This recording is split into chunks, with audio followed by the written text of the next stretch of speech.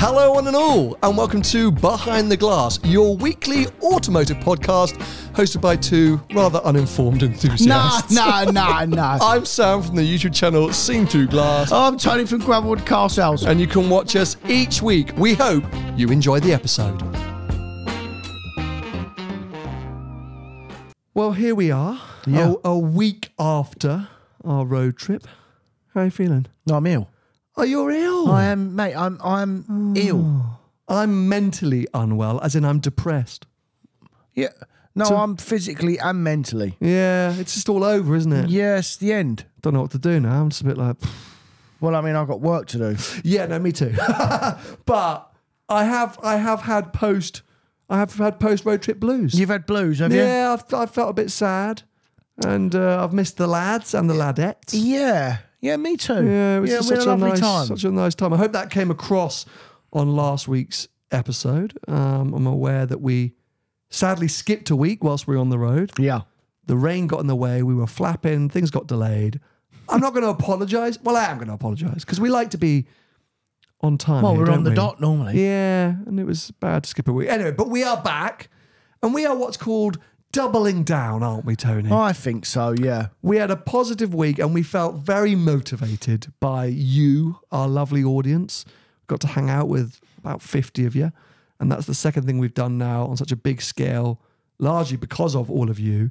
And we just, we're recommitting. Not that we were ever questioning our commitment. No.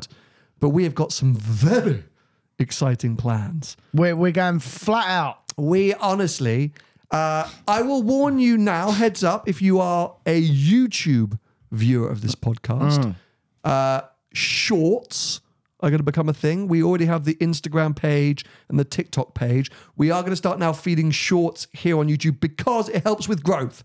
Before you start complaining, it helps with growth. Shorts as in not what you wear. No. We're both going to start wearing shorts. I was going to say, we're selling everyone shorts now. So where's he going on about? Shorts? Short form content. Fair. Clips. Let's call them clips. Right, okay, good. I'm glad you cleared that up because I'm not wearing shorts this time of year. Well, you do like to wear them. I do. I would say at inappropriate times of the year. What? I would say from March through to mid-September, you are a short wearer. Yeah. Yeah.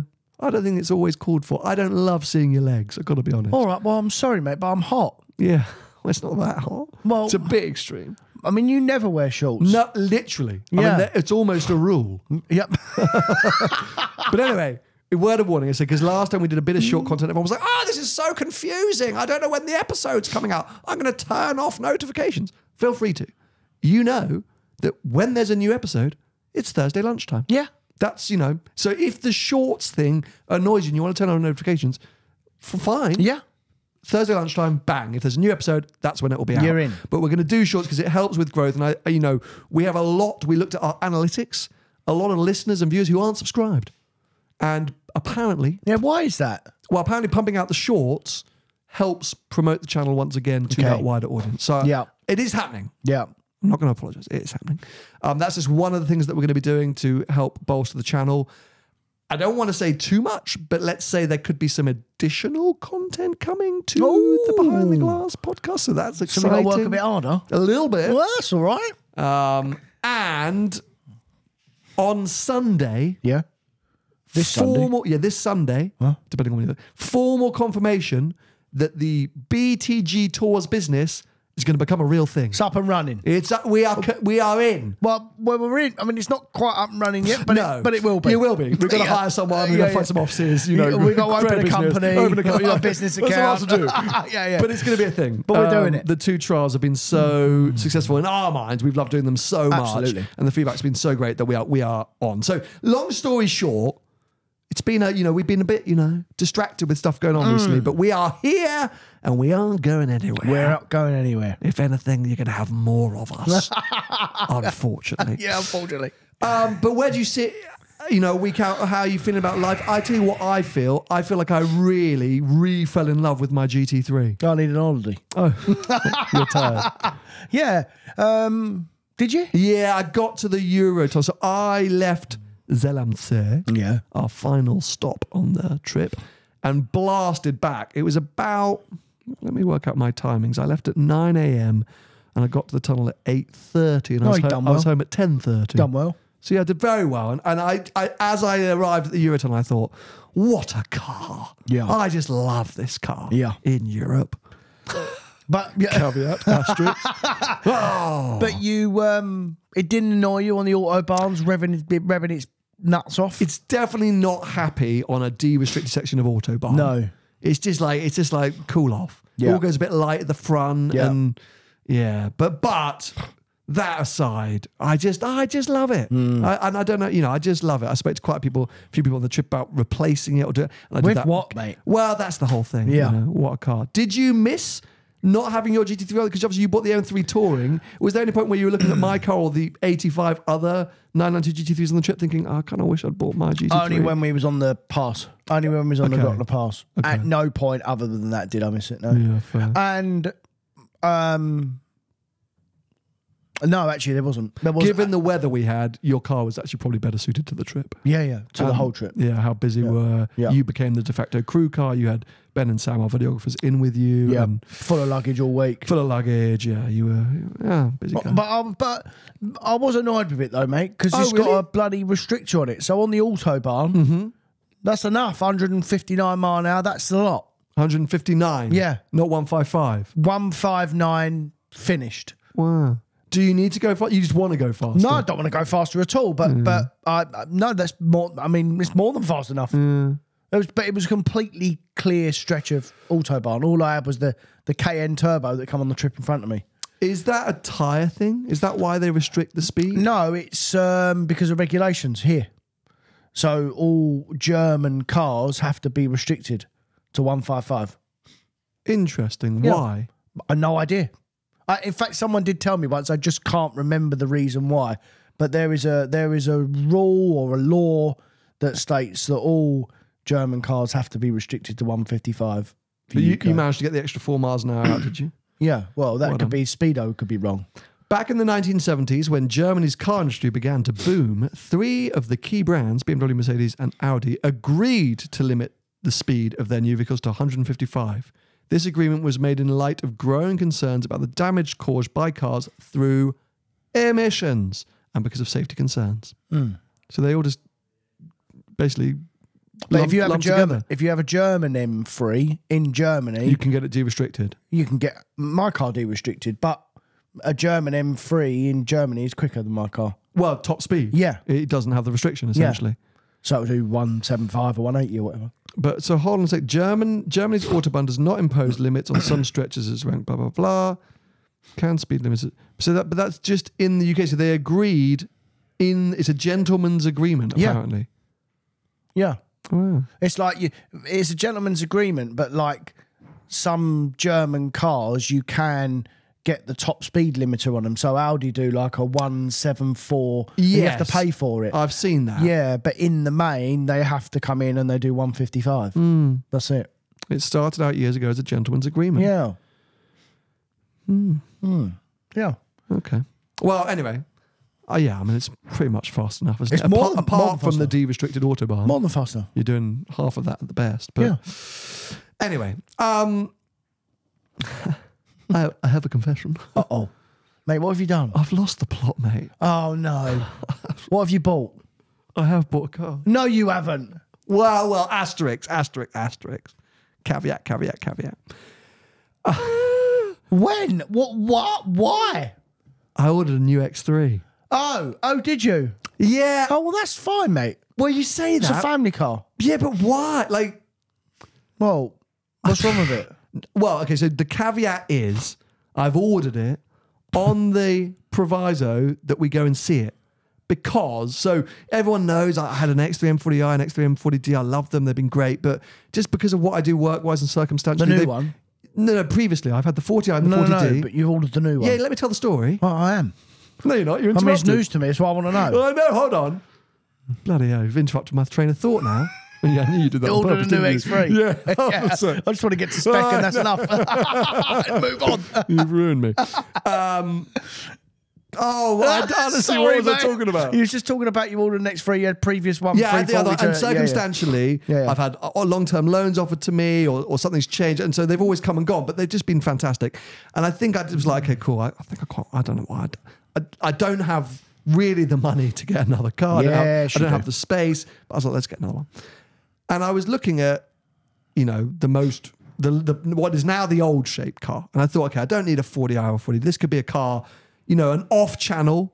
Doesn't appear on YouTube. Family car. Workhorse family car. Yeah. Vicky will use it most of the time for just a real, which was what the old X3s were, to be fair. And the best spec oil chips I could find were like 60 grand. Most of them, if they wanted pan roof, Harman Kardon, all the juicy bits that I was used to, you either have to have the 40i, 40Ds, or really rarely you can find like a 30D with all the spec. Yeah. But they're like 60 grand. Yeah. And I was like, oh, bloody hell, if I'm going to spend that much money, I was like, I wonder how much the new one is. Here we go. Unbelievable value. There we go. See? So a 20i, which is no longer called the I, so just the 20 petrol, spec with all the bits I want. Yeah. So Comfort Plus pack, Tech pack, not M Sport Pro pack, because I don't really see the point of Why that. don't you want that? What is it? It's some seatbelts, mate. No, it's not. It's wheels, bumpers. It's not bumpers. It's not bumpers. It's not bumpers. It's- It's literally some lighting around the grille. Yeah. It's some seat belts. It's red brake calipers. And wheels. It's M-sort suspension. No, but you can spec the wheels yourself if you want to. Oh, you can add them on top. You can add them on top. Yeah. It's just looks. There's nothing in it apart from looks. I just don't want it. So anyway, long story short, apart from that, car came out at 56.5 grand. Did you get a discount? Brand new. Well, we'll get into that separately. But on the configurator, 56.5 grand. All right. Do you want me to educate you a little bit? No. Let me keep going. We haven't got there yet. So I'm thinking, right, well, it's 60 grand for the old shape, Yeah. or 56 for the new, brand new car. Yeah. Let's launch into it. Yeah. So I did some negotiating, Good boy. got a bit of a deal, Yeah, well got done. some good numbers. Yeah. Thought, well, let's do it, land it. Rushed home. I went, babe, I've ordered some new X3. Oh, no. Vicky was like, oh, amazing. I love the X3. Oh, good. Great. What colour? So I showed her the car and she goes, why does it look like that? I went, oh, it's the new one. Looks a bit weird, doesn't it? I was like, I like it though. She goes, why wouldn't you just get the old one? Because it's the new one. And the old one's more money. Yeah. And she was like, oh, will I like this one? I really like the old one. I was like, oh, I don't know. So then we binged on YouTube. We went and watched a load of German videos on it. Oh, it's Busman's holiday for you. Literally. And it's got a load of the new BMW interior stuff from, for example, that I experienced in the i5. Yeah. Which raised some concerns in our household. Right. So we're going to go and see one physically, Huh? push some buttons, touch some things, and with the proviso, if it's a nay, we'll just go and get one of the old ones, I think. Right, and spend more money for a worse car. Yeah. Brilliant, mate. Because... Good job, mate. I mean, that is what you'll do because you're all back to front. No, well, it's what I will do. But the thing is, so bear with me here, right? Why? Because I'm with you. My logic in my household is what you're saying. Babe, we're getting a cheaper, newer car. Like, getting the newer car for less. Right. We're doing better in the long run. Yeah. All the gear. Right. Whilst if we get an old car, we're probably going to have to compromise. We're not going to get Harman Kardon. We're not going to get pan roof. There's going to be something missing. It's going to be in a colour we don't like. Because you just don't find them. No. And we'll have to spend more. But the new car, significant lack of physical buttons.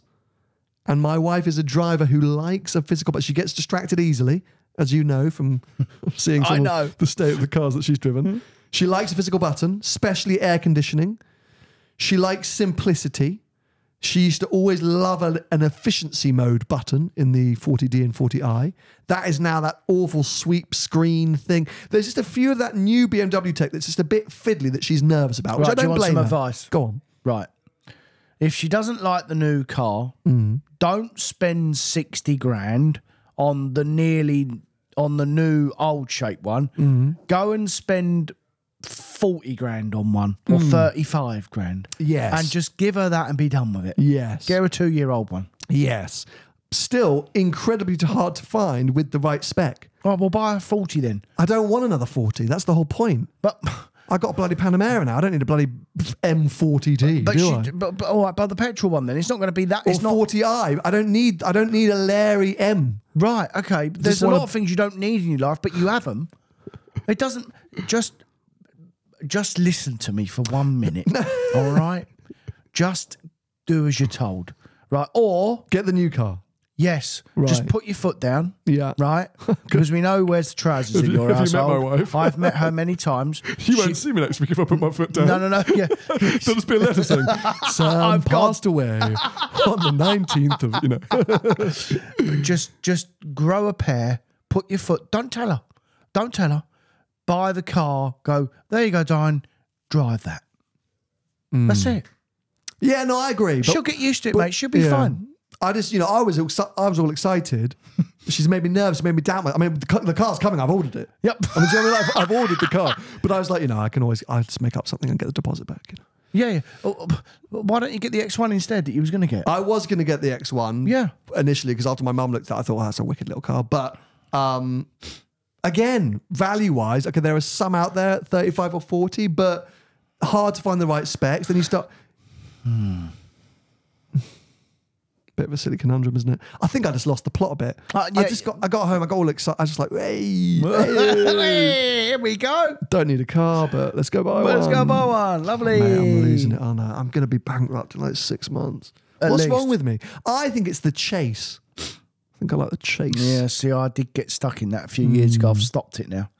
But it is it's the chase of finding the car and buying it. And then when you actually get it, you go, oh, what have I done that for? But you do need a car because you need a car for your wife. So I don't really. Okay. I mean, I do. Yes, I do. But we're kind of getting away with it at the moment. All like right. between loan cars and press cars and like, do you know what I mean? Like we're getting away with it. All right, well, don't buy one then. No, but this is such a first world problem that the audience are like, I do not relate. But anyway, I think everyone relates to wanting. Some of them will relate, mate, because they'll be having this fight. I guess. Literally, they'll be at home having this fight. Well, anyway, during my cruising, I did spot some interesting cars, and I thought it would be a great opportunity to introduce What cruising? cruising on the internet.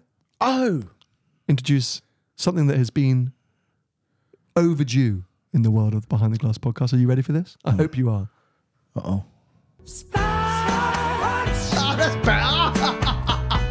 Finding the best cars on the internet so you don't have to. Who done that? Stock Watch, everybody. Brought to you via Behind the Glass. Soon to be sponsored by whoever wants to pay. Who put that in? There's enough room at the end to be brought to you by...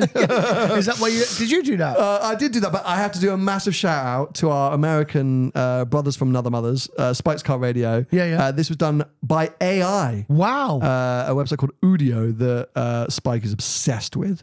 And yeah, an AI stock watch theme tune. Brilliant, Finally, mate. I don't Brilliant. have to sing anymore. Thank I quite like that. God. Do we want it again, or is that too much? No, that's enough. No, okay, fine. Just It's not that good. I really like it. Yeah. I've been listening to it over and over again. Anyway, stock watch. Oh. So, Hanzo, we'll come back to this one.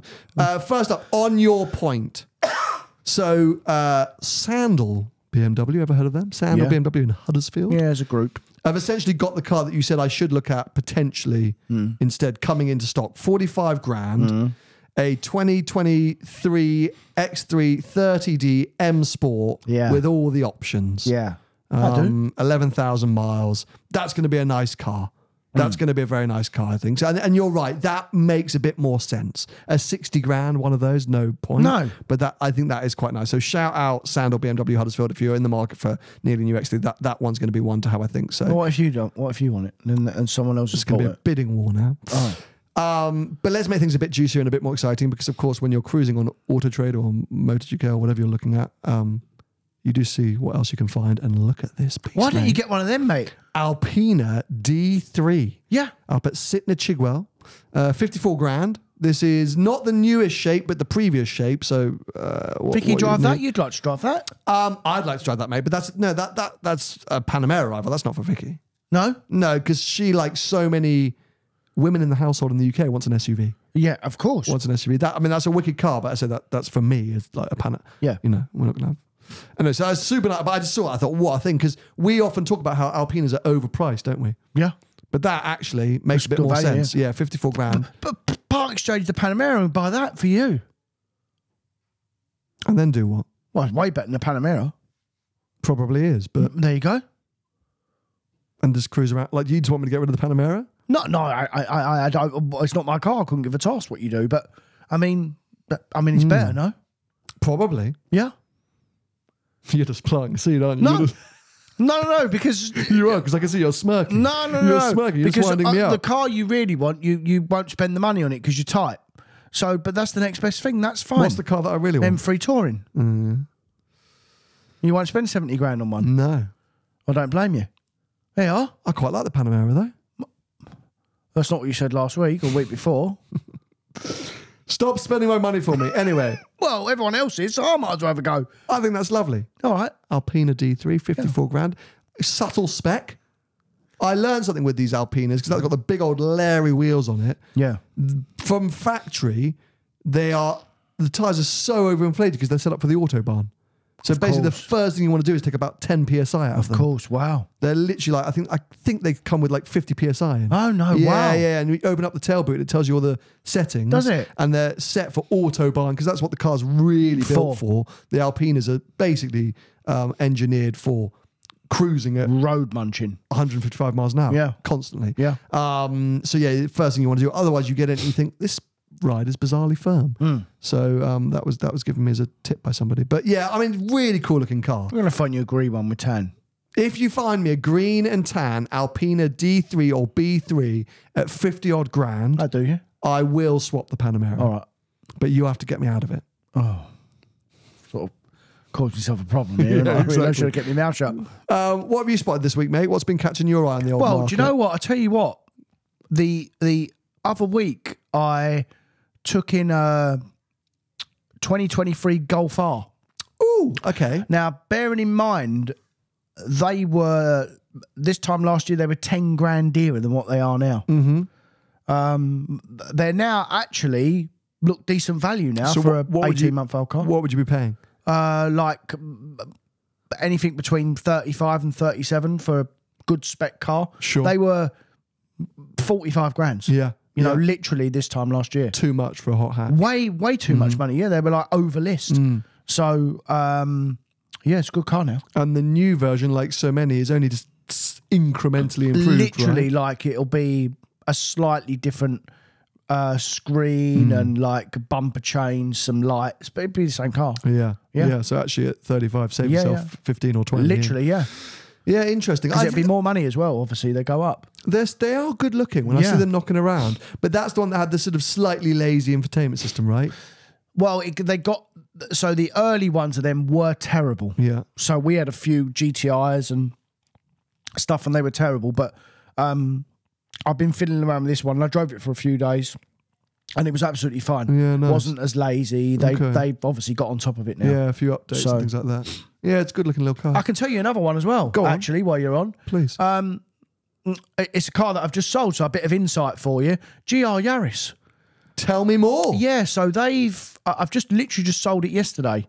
So they've sort of strengthened up and you get like a 22 car for like 30 grand. Okay. So they're under the list now. Yeah, because were they not 29 plus? No, they were early 30s plus. So that car would have been like mid 30s new. But what strengthened them up is that the price of the new one that's going to be 44 plus. Yeah. So actually, that's not a bad car now. And as well, good thing about Toyota and Lexus is that they come with 5-year warranty standard, and then all the time you service them at the main dealer, they keep extending the warranty for free.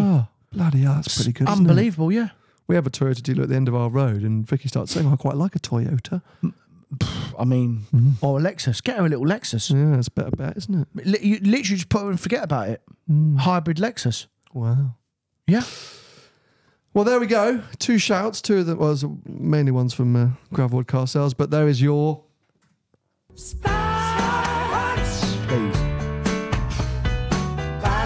Loves it, doesn't he? On the internet, so you don't have to. There we go, B. Stock Watch, brought to you by Behind the Glass. You know what's more concerning?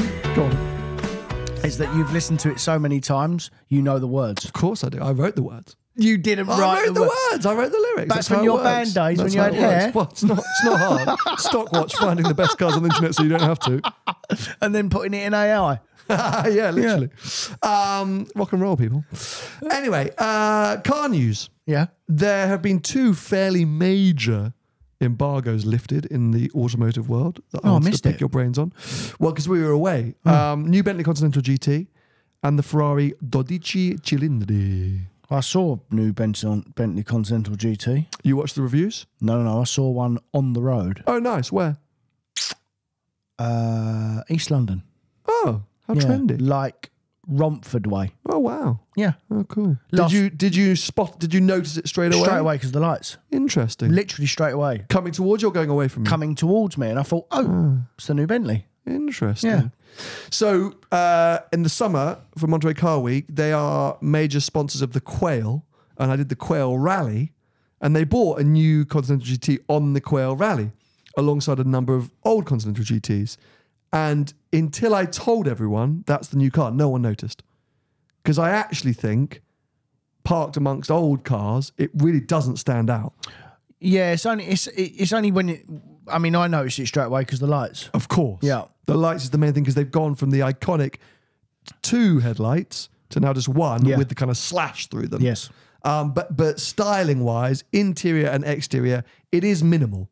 It is minimal. Yeah. And especially from the rear stuff. Like, there's enough for us all enthusiasts Like to a notice. But it feels like a facelift, except underneath, totally reworked. And I remember in the summer, the one thing that I really picked up on was how good it sounded. So I parked up by the side of the road once to get some flybys, and this thing came down the hill, driven by Bentley engineers and employees the whole week. No one was allowed to get near it, but it sodded off down the road. And I thought, my God, that sounds good. And so at the lunch stop, I said to them, what, like, how's that? Is that running on a US pipe? They're like, nope, that's just the normal stock pipe. Like, wow, absolutely how have they fine. got away with that then? They've worked really hard on engineering proper sound out of it. And I don't know how they've got away with it. I don't know what they've done. It's something that I can probably ask the Bentley team at some point. But it's picked up on a lot of people in the reviews have mentioned how good it sounds. And it's a really interesting thing because you've gone from the W12 to that V8. It could be seen as a sort of a mark down, but actually in recent years the V8's often been the better product. Well, I've always thought that the V8 was a better car. Just the W12 is a bit iconic, I suppose. Yeah. But yeah, they've made up with it with noise. It does sound lovely, spectacular. But to fill you in, I watched Roy Reed's video. He made some interesting points, I thought. He suggested that the car is as epic as ever in terms of being in a class of its kind of own. Performance-wise, it's gone on leaps and bounds above competition now. Materials, all of these things. He's like, it's still fantastic, but it's not very different. It all looks a bit familiar. So compared to Romas and things like that, it might feel a little bit dated in some senses. Right. But the quality kind of then makes up for it. His biggest thing is that I really wondered whether the hybrid element would increase the refinement of Continental GT. And he actually thinks it's done the opposite. Fair. So he said, weirdly, it's actually lessen the product because it's now in EV mode, so similar to so many other vehicles as all EVs are. And that when it's in EV mode, you actually pick up some of the things that the engine previously hid. Little shakes and rattles and vibrations and things like that, which maybe before you attributed to the engine or the engine masked. And he said suddenly it just feels a teeny bit less special than the old cars did their real high-end waftability. That's kind of like, this is the peak, this is the ultimate daily. He said, there's a tiny question mark over that now. Interesting. I thought it was super interesting. Yeah, I mean, I've never even like cruising in a Bentley. That's one thing I've never really picked up on, like little noises and squeaks. To be honest, maybe he found it so good that he had to just find something to say negative about it. I do think that was kind of the case. Okay. I'd get the impression that he genuinely loved it and he was just finding things to pick apart. Yeah. But I think it's an interesting observation that, you know, I would have assumed a bit like with the Rolls-Royce Spectre, having an EV mode in a Bentley would only benefit it, would only improve it. And yeah. It's a powerful EV mode. I think it can go up to like 80 odd miles an hour, 50 miles of range. Right. Like it's big and it's got a lot of torque. It's like 400 and something Newton meters of torque. Really impressive performance. But he just said, actually, he's not so sure. It's impeded the boot space. So the boot space is now horrific. Because of the batteries. Because of the batteries and tech that's got to go in there. So it's lost its usability. Yeah. I viewed it as, well, actually, maybe the previous generation is just as good. What, it'd be half price? Half price, absolutely. Yeah. Less that can go wrong, even though I think VAG Group and Bentley have got that kind of tech sorted. Yeah. But fundamentally less that can go wrong. Yeah. Iconic W12 engine in a period when they're kind of going out of favour, or the V8. Well, plenty of I'd still have the V8s. V8. Yeah, V8S was fantastic. Like, Yeah. I don't know. I watched the whole video, and that's a car that I've always loved, and I was like, okay, Fair. like, cool. But you might drive it and think something completely different. 100%. Yeah. Absolutely. But it's interesting to get that opinion. I hope to drive it at some point. But then I switched and watched the Dodici Cilindri content. Yeah, yeah. And I watched Henry Catchpole's video. Okay. Haggerty. And another interesting one, because I've loved the way this car's looked since it's launched. Some people feel a bit hit-miss about it, but I've been a big fan. But I've often said, and we've discussed the fact that it feels a bit like an F8 Tributo for the V12 line. Yeah, it's an 812 in a dress, isn't it? Yes, but almost like a send-off for that engine. Yeah. In the same way that the F8 Tributo was to say goodbye to that V8 and celebrate it. And it was quite a short production run, and it was sort of sitting somewhere between a Pista and then a 488. And it was, so a bit of a confused car that people overlook, like actually quite fantastic. But yeah, just a quick, get it done and then move on to the 296. And this Dodici Cilindri, especially with the name and everything they're talking about, feels like just the last hurrah of this kind of, theoretically, this naturally aspirated. A lot of money, that car. V12. Though. Oh my God. Is it $500,000? You expect easily. Yeah. Easily. Telephone numbers. Because on paper, though, it didn't really look that spectacular. Even though it was this great big send-off, it didn't look night and day from an 812. No. And so Henry was quite funny about it, because he sort of summarised, and maybe I'm putting words in his mouth, that actually it is not a lesser product, but a different product. He thinks they've softened it a bit. He claimed it to be a bit more GT-like than an 812. It's now got the 8-speed rather than the 7-speed. Everything's aimed at emissions. He said that it does just feel a little bit less darty, a little less on the point. And he thinks, because Ferrari couldn't necessarily make the engine exactly how they wanted because of the emissions, they've turned it into a bit of a cruiser, a bit of a retro kind of ode to great V12 GT cars of the past from Ferrari. Hence the name, again, Dodici Cilindri. They use this great clip of Enzo Ferrari saying it over and over again because, it's a phrase that he used a lot. And so, he was like, it's spectacular, but, and there's definitely a but. And I think it's interesting. I think there's only so much that Ferrari can do with that car at that point. 800 odd horsepower. Well, I mean, they've done it already, haven't they? They've done it. Yeah. And that's why the pinnacle of it was the Competizione.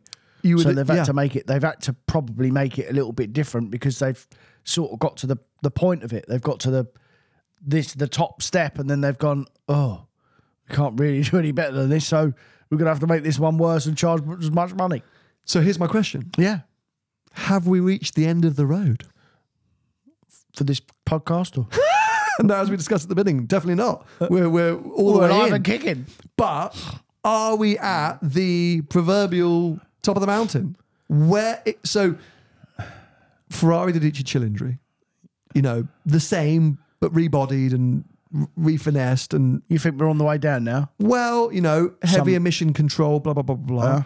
Bentley Continental W12 gone into a V8 hybrid that, sure, everyone has said is spectacular, but sideways move. Yeah. Revuelto, V12 hybrid, but hasn't necessarily hit the ground in the same. Like, have we got to a point where the formula essentially will always deliver the same? Like, how much further can Ferrari go with a naturally aspirated V12? I think, is this not the end of the line? Well, yeah, they have to go hybrid at some point, won't they? Surely the next car, the last car was meant to be hybrid. Surely the next one will be hybrid. And therefore, as I say, are we at the end? Have we seen the last of the great naturally aspirated, I'm not going to say analog, but you see what I mean? Is this the end of an era? The thing is, I think that we all think the manufacturers are going to decide that, but we're going to decide it, mate. Because if we decide not to buy some of the dross that these manufacturers are going to make and manufacturer over the next 5 or 10 years, if we all say, well, we're not buying that, they'll have to think on their feet and go back and start giving us stuff that we want to buy. Because that's always what it's dictated by. How, as Ferrari, do you go back? How do you... Well, they'll go back to... I mean, it's all data-driven. So they'll go back to, well, that era done particularly well for us. Let's go back to that. But can you? So I don't think Ferrari are ever going to have an issue selling cars. Same way as Rolex. So in Ferrari's head, do they care? No, the customer changes. And that's what we've seen from them, essentially, is that Ferrari basically don't care because they will always sell cars. And the fact that their latest buyers tend to be maybe a younger audience from a different part of the world compared to the good old boys from Europe and America. Yeah. They don't care. They're still selling cars, if not selling more cars. Yeah. And I cannot believe in 5 years' time, Ferrari are going to release a manual, naturally aspirated V12, with 500 horsepower. No, they won't. They won't do that. But it's like what we said before. If they make a load of electric cars and no one buys them because of the pressure from governments and whatnot, they'll stop making them. But we've already seen it. We've already seen manufacturers change their stance on whether it be electric, whether it be, they're all going back down. They're still staying on the similar path because it's all about numbers and margins.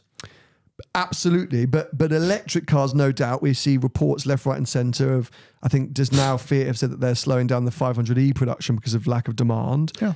But put that aside because we yet to see Ferrari's EV efforts. I'm just talking about, let's say, okay, Ferrari go, right, EV doesn't work for us, hybrid doesn't work for us. We are going to keep with this formula. How many times can they rinse and repeat? Because where does that formula go? Do you see what I mean? Like, that's what I'm saying. See what you mean, yeah. They've got away with it 50 years, though. But they've always incrementally improved the 812 over the F12, the F12 over the 599, the 599 over the, why am I going mad? 575. Yeah. So if that's not like... But I think they could have improved it. They haven't because of regulations. So the reason why that... What's that? What's it called? Dodici Cilindri. Yeah, the Cilindri. Why Dodici. Dodici. Cilindri. 12 cylinders in Italian. Okay, 12 cylinders good enough for me. That's good enough. So a bit like the F8, they'd got to the point where it's a stopgap car. Yeah. And then they'll go down the new direction essentially, which is obviously what they've done with the 296. You'll see what's happening with that car. Yep. Do we want to touch on that? Should we? I guess we can. We can. 2 were supposed to come on our tour. Yeah. Both were in bits at Ferrari dealerships. There's 70 of them for sale. Don't know what's going on. I mean, what a car, mate. Honestly, I think hands down the best supercar on the market today. Yeah. Hands down, unbelievable to drive. But I do remember as well, by the way,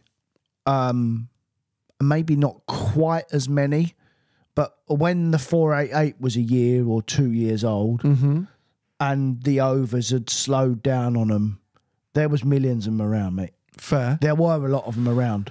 And we don't know how many have been built. You say 70 on the market, there could have been 500 delivered to the country. Yeah. So that's, I don't think necessarily the concern. And you have long said, depreciation is a part of buying a luxury car. Absolutely. You can't, when you don't live in this world that we did during COVID where you buy and sell. That was a bubble, mate. It was a total bubble. Yeah. So you buy an expensive car, it's going to lose a ton of money initially. But my bigger concern is they don't seem to be working. That's my concern, is that there seems to be this slightly unspoken truth at the moment that 296s are not reliable. But they had the same problem with the SF90 as well, by the way. So I'm guessing it's similar technology. So I'm sure they'll get it right. They will get it. They will get it right. But it is a problem.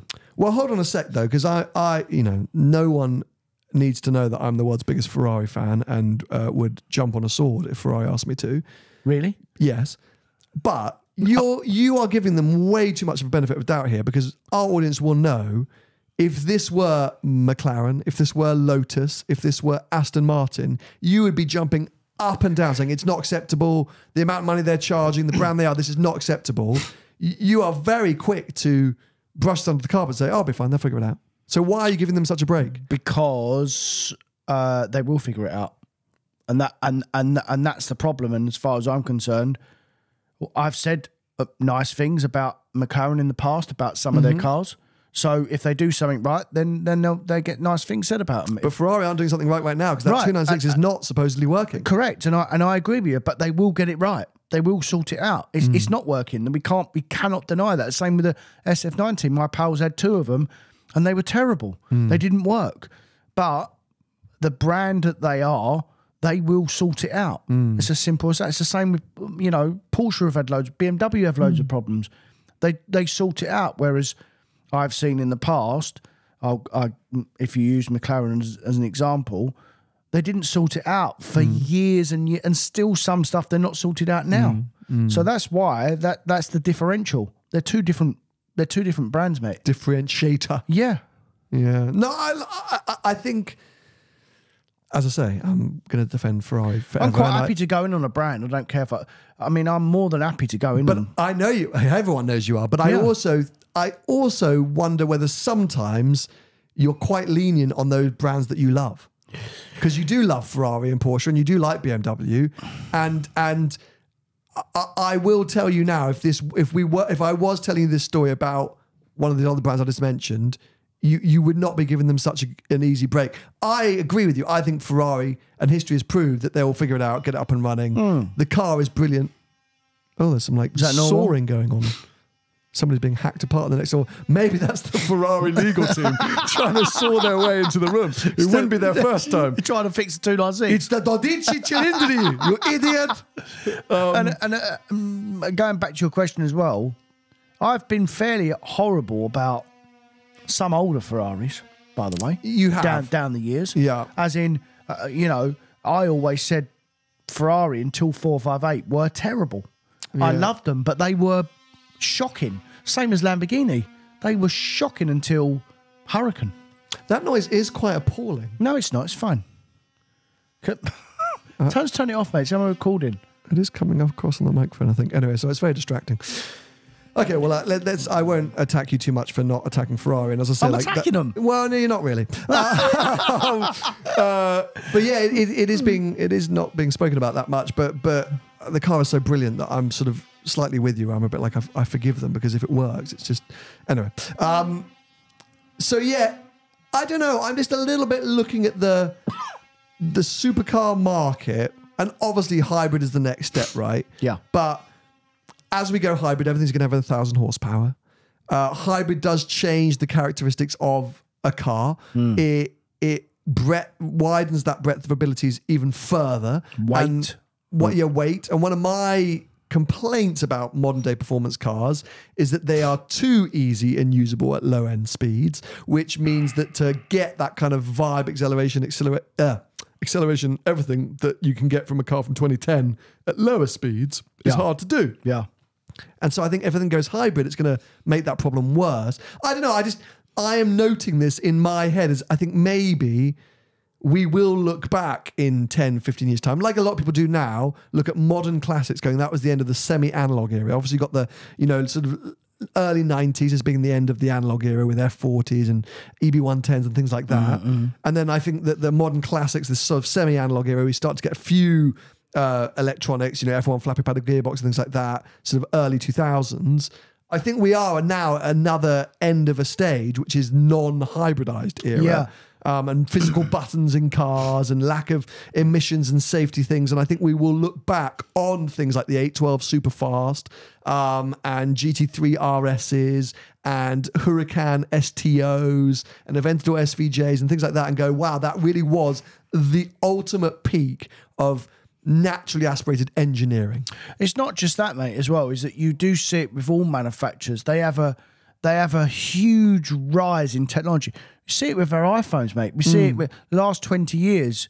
We've become a tech world, essentially. So, there was there's been a huge jump from like 2009, 2010 to today. Huge. That ain't never going to happen again. That jump will not happen. It was too big. You know, we've gone from, like you said, like crappy semi-automatic gearboxes that didn't really work. They used to burn out. You know, cars are faultless now and seamless, which is why they've become a little bit boring, because they're so good. They're so multi-purpose. They do absolutely everything. And how many times have we seen it with all the modern cars that we've had and we drive? They literally are all 4 cars in one. And that's the problem. They're so good now. They've just got to that. I think maybe not just Ferrari or some of these other top manufacturers. They've all just got to that point where we are at the top. You can't really do any better than where you are. Yeah. It's all just little tiny incremental changes. Slight improvements on suspension, slight improvements on gearbox. Yeah. The other thing which I'd say is that it's hard for us to understand or predict what's ahead. You know, pre-iPhone, none of us could have predicted that the iPhone was coming and how it would change our lives. No. Of course, there's some engineers at Apple that maybe had an idea, but most of us had no clue how it was going to revolutionize humanity. So I think there can be jumps. I think AI is going to be a huge leap in the next 10 to 15 years of how that changes the world. So I don't totally agree with you there, but I am thinking that, that there's moving forward in the car world. At least in the short term and performance world, it is, there's a significant moment. And for me, you know, when I looked at that Dodici Cilindri, let's say I had all the money in the world, I love the way it looks, but I can't stand elements of the interior and the emissions and all these different elements. And I think if I had that money, I would go backwards. And actually a good friend of mine went to order a Dodici Cilindri and ended up going and buying an 812 GTS because he just wanted to push some buttons. Fair. And that's where my head is at. And we had the whole conversation with the X3 earlier. There's my wife who's really, okay, fine, she gets the car world, but she's looking at going, well, I don't know if I like all this touchscreen stuff. Maybe we just get the old shape. And I just wonder if more and more people are going to hold on to their cars for longer. There's going to be a less desire to replace and change up. People are going to be happy with what they got, and that actually things have just moved in such a direction that, there's going to be a bit of pushback. But in the normal mass produced world, people do hold on to their cars for longer. No, because they're more reliable. Because they're better. They just warranties and everything, mate. They're just better engineered. They just last longer. Which is good for the environment anyway. It is. Yeah. Let's not touch on that. Yeah. Well, anyway, I don't want to be a Debbie Downer. Let's hope the automotive world is going to surprise us. Let's hope there are some clever people behind the scenes that are going to figure out how to keep moving things forward. Because I'm not anti new cars entirely. No. But I'm just concerned that, it's just, you know. Maybe a manufacturer will be brave, mate, and go back. Maybe they will. It would be cool to see, wouldn't maybe it? they will build a 300 horsepower manual lightweight car. Well, I still think it'd be amazing for Ferrari to resurrect the Dino brand. Yeah. And then the Dino brand could come out with either the EVs or at least like what would it be at that point? A 200 grand. I don't know. I think there's a possibility there. But the other thing is as well, we're obviously talking, and petrol heads are screaming at us and going, yeah, you're right, or whatever. But the mass people that buy these cars, the manufacturers are building what they want. You say this though. I would say I know this. You do know this. Yeah. But you also sell used cars. Yeah. And because that's where the margin is. That's where the margin is. No money in new ones. But the point being, again, I'm only speaking of my personal situation. Cousins, mums, people like that in my life are going to new cars, going, I don't like how this is fiddly, isn't it? Or I preferred this in my old car. And obviously, change is always something that people have to get used to. Yeah, generations as well, by the way. We're not alone in some of the comments we make. I'm sure not. And of course, there's lots of likes of new tech. How exciting! This is great. This is good. But a lot of this move into digital screens and that kind of functionality, day-to-day touch points and stuff, isn't loved by everyone. I actually like it. I think it's very good. You like all of it. You don't. I love the screens in my BMW. And your aircon is in the screen, right? It's in the screen. Literally just press a button and it's done. And my whole family can work it nicely. Yeah, but they can work a button too. Yeah. I feel like you're just being argumentative. now. No, I'm not being. I don't mind it. I literally don't mind it. I don't mind like just touching a Screen. screen. It's fine. Yeah, I mean, of course it's fine. Of course, it's fine. But We can't all have butlers like you, mate. no, what do you mean about a butler? Yeah. A screen is a butler. It's an AI butler. You're too tired to turn a physical dial. Yeah. I don't know. Who knows? But I just, I was feeling a bit down. So I watched both of those reviews and came away being like, when it should be a new Bentley, new Ferrari. You're right. I need to wait. I need to drive them myself. I'm sure I'll have those emotions and feelings when I get a chance to do so. So Yeah. let's see. Anyway, just a bit of a quick update, admin update on life. I've got some exciting adventures coming up on the main channel. A few trips and bits going on over there. So they'll be coming at you in the weeks ahead. But a lot of planning going on, isn't it? End of the year, a lot of planning going on. Yeah. So there are some trips and bits happening. But We got a lot of planning. yeah, in general, we've got a lot of planning to do. So I repeat, shorts, YouTube shorts, will be starting very soon on the channel. Clips, thank you. But do not worry. The Thursday episode remains. And for future tours, future live events, future announcements, stay tuned, I suppose. Yeah. In the meantime, if you want to follow Tony between now and next week, he's at Tony Grovold Car Sales on most social media platforms. I'm at Seen Through Glass, and this podcast is at Behind the Glass __ podcast. We shall see you next week. Yeah. Okay. Yeah. Bye-bye. See ya.